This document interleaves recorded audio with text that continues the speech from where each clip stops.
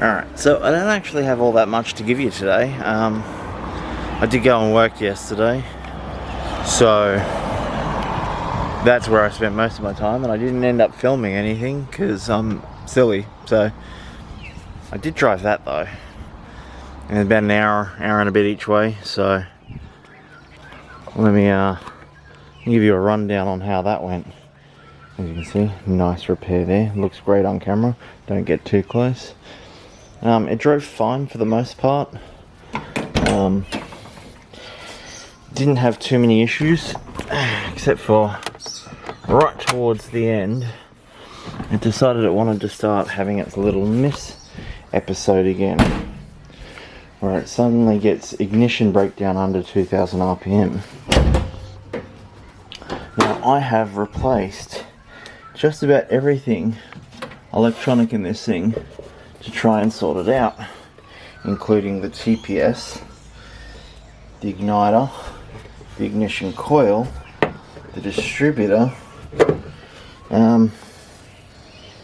everything, and I'm still getting the same issue, but it's not as bad as it was before. I was still able to drive it. It wasn't cutting out and not starting, so I'm not entirely too sure. Typical Corolla things, honestly.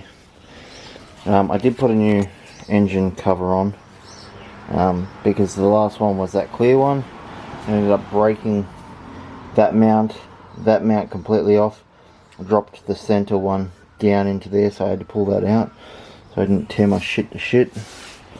I rolled a bead on here to keep this air filter on because it was popping off and dropping down, and I mean, it was getting caught in the tray down there, but you know, I wanted to stop that. But I think what's going to have to happen for this thing is if we get ourselves one of the crank trigger kits that sit off of there. I kind of want the one that sits behind, and then we eliminate that and that and that, sort of. I mean, you still use the distributor for cam timing, but eliminate that and then go coil on plug. I already have it built into the wiring loom. Sam and Cameron had the forethought to do that, so then run like Yaris coils or 370Z coils or something down here, and that way that eliminates a lot of that sort of thing, and it's much more ECU controlled. But yeah, otherwise it drove fine. Like it hasn't been driven in months, and then it just drove fine. So I'm happy about that. The suspension's still soft as hell. I did manage to track down some lowering springs for the front of it. So I think either this afternoon or Thursday I'm going to go get them. And if I do that, I kind of want to get it done before then. But it's the rear that I then have to worry about. I do have another friend who might have some Falcon ones that I can put in the rear, but I will have to cut them. But again, I can do that in a day. That's not that big of an issue. So I might message old mate about the rear ones, because he's a lot closer. The other one's on the Gold Coast, so it's about an hour and a half drive. So yeah, a bit of a hike. But I kind of wanted to get this thing lowered before Steve's in the trees, since I'm now taking this. And it's funny too, because Brock doesn't watch any of my videos, so he has no idea that this is registered. He's the one I'm going with, so yeah, he's got no idea that this is registered because he doesn't watch any of my videos and I haven't told him. So yeah, but yeah, no, this is working well. So I still don't have a speedo. I do have tacho, and I do drive this thing enough to know sort of what speed I'm doing, just going by the tacho and the engine sound. Because again, I've been driving 4A Corollas for fucking donkey's years, and the speedo used to work, so I dailied this for a year. So yeah, I have a pretty good idea. I'm not too worried about it.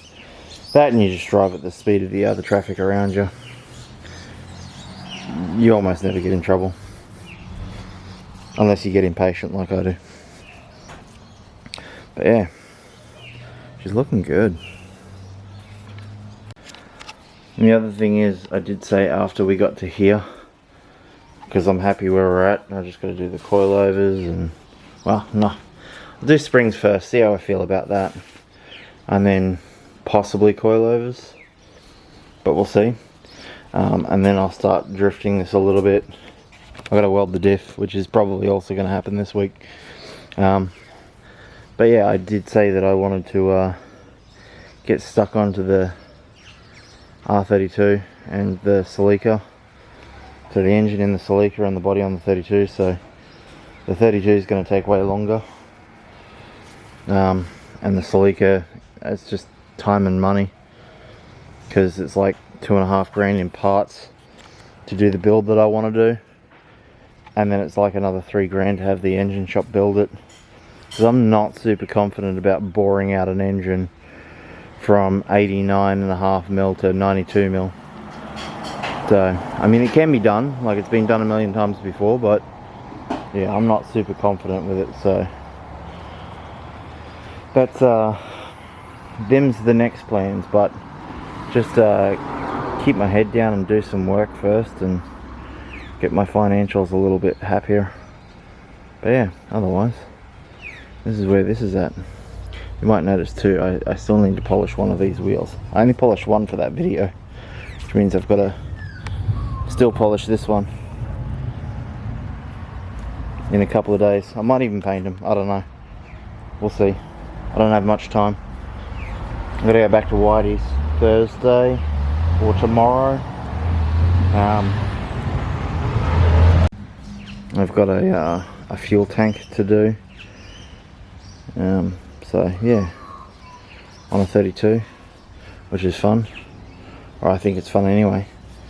But yeah, so on Thursday morning I'm occupied. Thursday afternoon I'm probably doing suspension stuff on this. While we're doing suspension stuff, if it's in the air, I might just weld the diff while we're at it. But yeah.